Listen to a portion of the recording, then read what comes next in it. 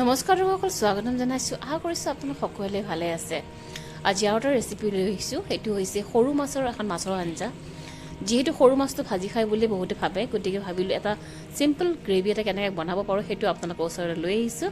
গতিকে আহক আমি ভিডিঅ'টি আৰম্ভ কৰোঁ।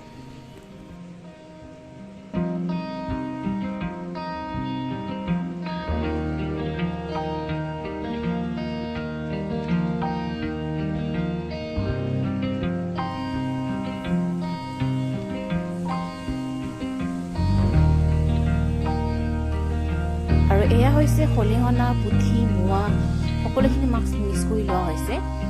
প্ৰথমতে এই মাছখিনি অলপ ভাজি ল'ম, দেখুৱাই দিছোঁ আপোনালোকক।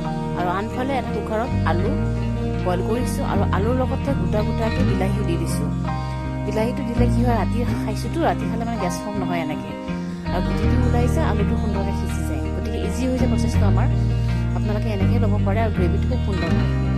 আৰু আনফালে লৈছোঁ আদা, নহৰু, পিঁয়াজ, জলকীয়াটো পৰিমাণ অনুযায়ী দিব। এইখিনি বিলাহী পিছলৈকে মই ফেটি ল'ম আৰু এইখিনিতে মিক্সিত দি পেলাই গুড়ি কৰি ল'ম।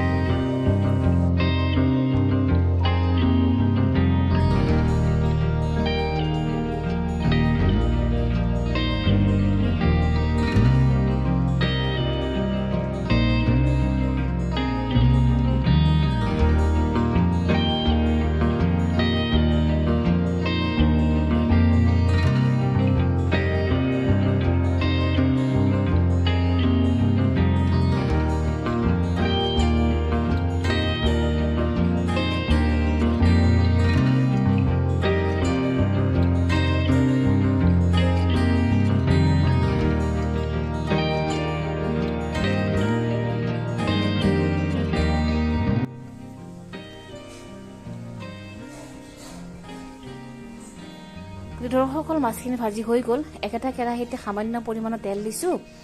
তাতে যিখিনি আদা নহৰু পেষ্ট কৰি থৈছিলোঁ সেইখিনি দি দিছোঁ আৰু বিলাহীখিনিও ইয়াত দি দিম।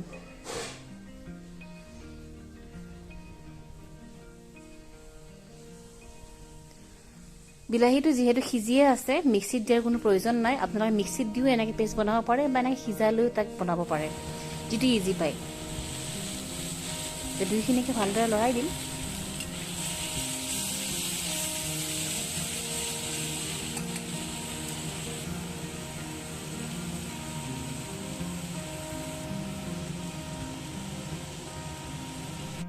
দৰ্শকসকল, মই ইয়াতে মছলা হিচাপে ব্যৱহাৰ কৰিছোঁ জিৰাৰ গুড়ি, ধনিয়াৰ গুড়ি এচামুচ আৰু কচুৰি মিঠি দিছোঁ সামান্য পৰিমাণৰ, লগতে দিছোঁ এচামুচ হালধি গুড়ি।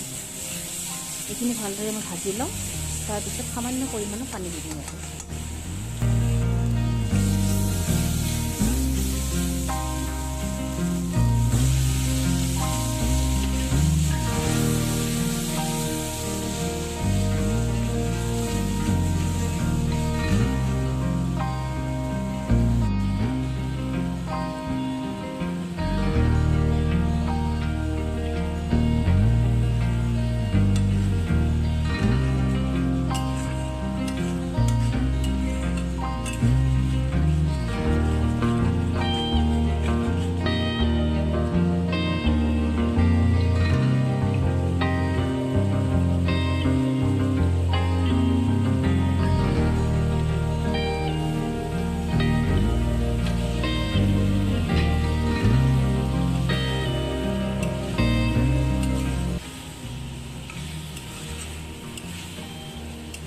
এতিয়া আলুখিনি মই ইয়াতে মিক্স কৰি দিলোঁ। সকলোকে ভালদৰে লৰাই পেলাই যিমানখিনি আপোনালোকৰ পানীৰ প্ৰয়োজন আছে সেই অনুপাতে আপোনালোকে দি দিব। আৰু প্ৰায় এচামুচ মই জালুকৰ গুড়ি দিছোঁ। যদি আপোনালোকে কমকৈ খাব বিচাৰে কমকৈ দিলেই হ'ব। গতিকে দৰ্শকসকল, আঞ্জাখনৰ হ'বলৈ বেছি সময় নাই। পানী দিয়াৰ পিছত কিছু সময়ত উতলাই পেলাই মাছখিনি দি দিয়া হ'ব। আৰু যদি আপোনালোকে মোৰ এই ভিডিঅ'বোৰ চাই ভাল পায় তেতিয়াহ'লে লাইক, শ্বেয়াৰ আৰু ছাবস্ক্ৰাইব কৰি দিব। লগতে আজিৰ কাৰণে আপোনালোকৰ ওচৰলৈ এইটো ৰেচিপি লৈ আহিছিলোঁ। তেতিয়াহ'লে পুনৰবাৰ লগ পাম আন এটা ৰেচিপিৰ সৈতে। মই কমতা শৰ্মা, নমস্কাৰ।